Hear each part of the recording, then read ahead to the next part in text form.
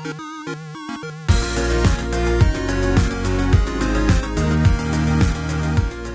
everyone, welcome to Gamentor. This is Das here. If you're somebody who's moving from consoles to PC or just having game you wanna start on the PC, here are 20 things that every PC gamer should know. Number 20, download Steam. In many people's eyes, Steam is the best way to play video games on PC. It's a digital distribution platform that ensures that you always get everything when it comes out. It keeps all of your software automatically updated, has community features such as instant messaging, message board, and game video chat. Well, I know some games build all this stuff into the game, but Steam also offers that. It's just really convenient, and Valve is actually the company that looks out their users. Number 19. Always check r/game deal on Reddit. There are awesome key deals and as well as daily discounts. Before purchasing, you always make sure you check the site that you go to. Sometimes less than savory stuff gets in there. Still, no better place to find really great deals for PC games. With that being said, number 18. Unless you absolutely need to get a new game, just wait for the Steam sale. It happens summer and around holidays. You can get new games for sometimes literally 80% off. Number 17. Use Steam refunds. If you play a game for 2 hours, you don't like it for whatever reason, bad,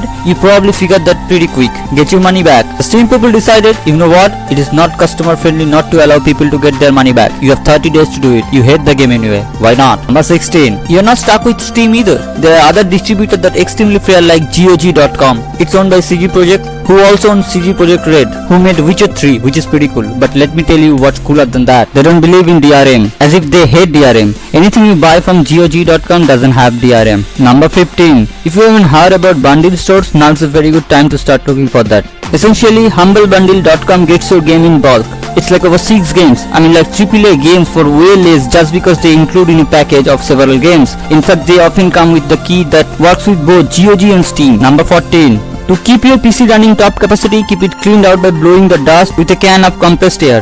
Do not use vacuum because you will probably damage something with the static that generates. And also don't blow in it because your breath contains moistures. And we all know moistures and electronics don't mix. If you want your PC temperature to stay low, so you don't want the dust out of your computer, the only way to do it is compressed air. Number 13. Don't bother with the Steam controller. Yeah, I know, it's more futuristic and cool, but it's not as efficient as you might think it is. For games you want to use a controller, just use Xbox One controller. If you have not that, use PS4 controller. If you have not neither of one, just buy one of those two, and it is not hard to use. Number 12. If you're running an Nvidia graphics card, go to the website and download GeForce Experience software. It will keep your graphics card drivers up to date for all times. You can also click the Games tab in the app for optimizing the game setting and run your game at the best settings possible for your graphics card. Number 11. This is gonna sound dumb, but time to time please remember to get up and move around. Now I know this sounds like an angry parent, but trust me, it is not. It is actually unhealthy to just sit for long periods of time without moving your body. It can result heart disease and even limbs that don't function properly due to the blood circulation. Number 10. Regardless what hardware you use, whether it's AMD, Nvidia or some pretend bad, that's not one of those two. Don't be afraid to play with the settings on your internal gaming menu for the best performance you can possibly get from a game. A lot of stuff can affect the frame rate like anti-aliasing, physics, the draw distance, post-processing, lighting. Now on newer graphics card, it's not good to bother with textures, geometry and topic filtering because they don't really affect the frame rate that much. I'm not saying they don't at all, but not much. In older games, go ahead disable VSync, but in newer games, don't. Number 9. Get yourself a decent gaming mouse if you really value things like latency, meaning delay time between when you make a input and read by computer. You probably want to stick with a wired mouse. As far as brands go, it's probably good to stick with SteelSeries, Razer, Logitech, and don't forget to get a good mousepad. While you're gaming, always disable your mouse acceleration as well. Number 8. Have an open mind about genre. You'll notice that PC games span a bit about variety of genres than console games, and that's because of mouse and keyboard allows you to do little bit more than a controller. On the PC, you'll see lot more real-time strategy games, multiplayer online battle arena games, and some quirky type titles like City Builders, SimCity, Empire Builders like Civilization 5. I'm not gonna say you're gonna be interested of all this, but at least try them. Number 7.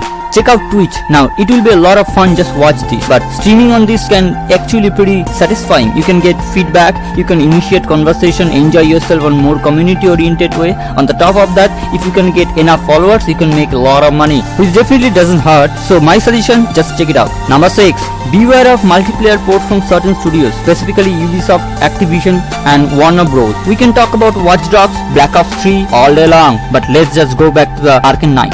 I don't even know I have a way to describe what kind of disastrous Arkham Knight is. Warner Bros. Decided to hire somebody who is in Rocksteady, so he made up 12 people to port the game to PC. Basically just irresponsible business moves that completely blow the PC audience because they think they can make more money that way. Well, it is a self-fulfilling prophecy if you make moves like that. Number 5. Ubisoft games use Uplay, which is basically like fake Steam plus extra DRM, which makes your game run like shit and often screw them up entirely. Number 4. Some games are better on PC, just like CD Projekt's Red game because they offer you the options for modding.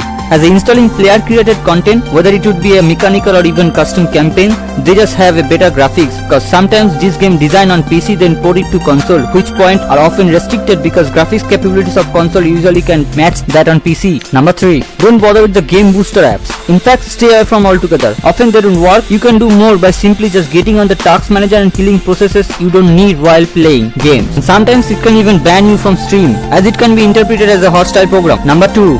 You know how I mentioned that Steam has like groups and message boards, users to find people to play with and friends to share their experiences with? There are not only communities but there are guides that spring up from those communities and bring up to you insight that you haven't quite thought of yet.